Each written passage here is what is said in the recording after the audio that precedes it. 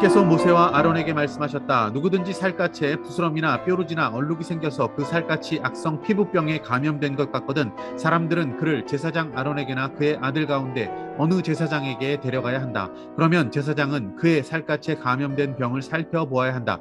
감염된 그 자리에서 난 털이 하얗게 되고 그 감염된 자리가 살갗보다 우묵하게 들어갔으면 그것은 악성 피부병에 감염된 것이니 제사장은 다 살펴본 뒤에 그 환자에게 부정하다고 선언하여야 한다. 그러나 그의 살갗에 생긴 얼룩이 희기만 하고 살갗보다 우묵하게 들어가지도 않고 그곳에 털이 하얗게 되지도 않았으면 제사장은 그 환자를 이래 동안 격리시키기만 한다. 이래가 되는 날에 제사장은 그 환부를 살펴보고 자기가 보기에 환부가 변하지 않고 그 병이 그의 살갗에 더 퍼지지 않았으면 제사장은 그를 다시 이래 동안 더 격리시킨다. 이래째 되는 날에 제사장은 그를 다시 살펴보고 그 병이 사라지고 그의 살갗에 더 퍼지지 않았으면 제사장은 그에게 정하다고 선언하여야 한다. 그러나 제사장에게 보여서 제사장으로부터 정하다는 선언을 받은 뒤에라도 그 뾰루지가 살갗에 퍼지면 그는 다시 제사장에게 그것을 보여야 한다. 제사장은 그것을 살펴보고 그 뾰루지가 살갗에 퍼졌으면 제사장은 그에게 부정하다고 선언하여야 한다. 그것은 악성 피부병이다. 사람이 악성 피부병에 감염되면 그를 제사장에게 데리고 가야 하고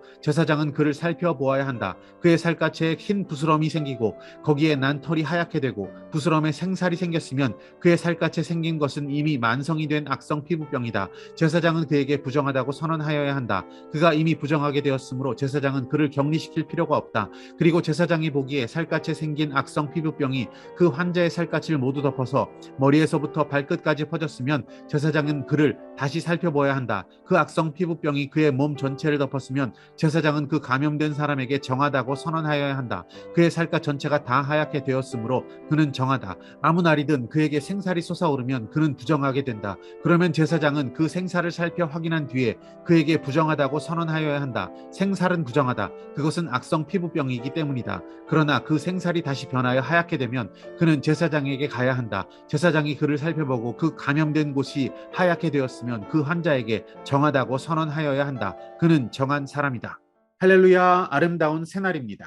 레위기 말씀 13장과 14장은 악성 피부병 등에 관한 진단과 병자 관리에 관한 규례를 다루고 있습니다.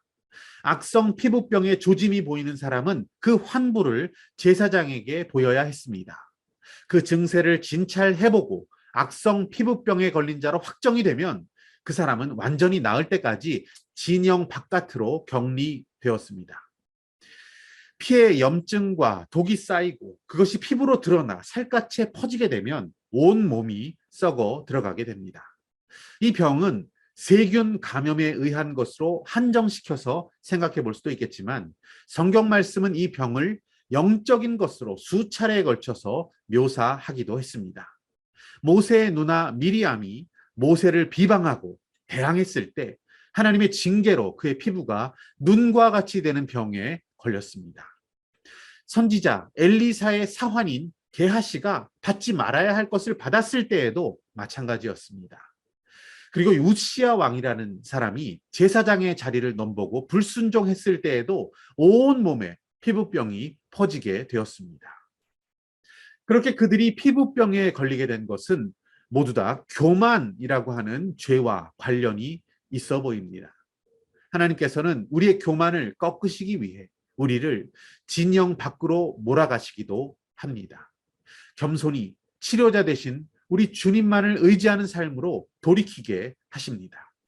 거만한 자는 비웃으시나 겸손한 자에게는 은혜를 베푸시고 구원하시는 분이 바로 우리 하나님이십니다.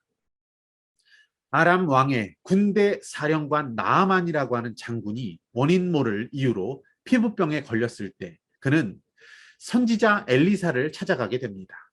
엘리사는 나와 보지도 않고 사환이 나와서 저 요단강에 가서 7번 씻으라 이렇게 이야기합니다. 당장은 화가 났습니다.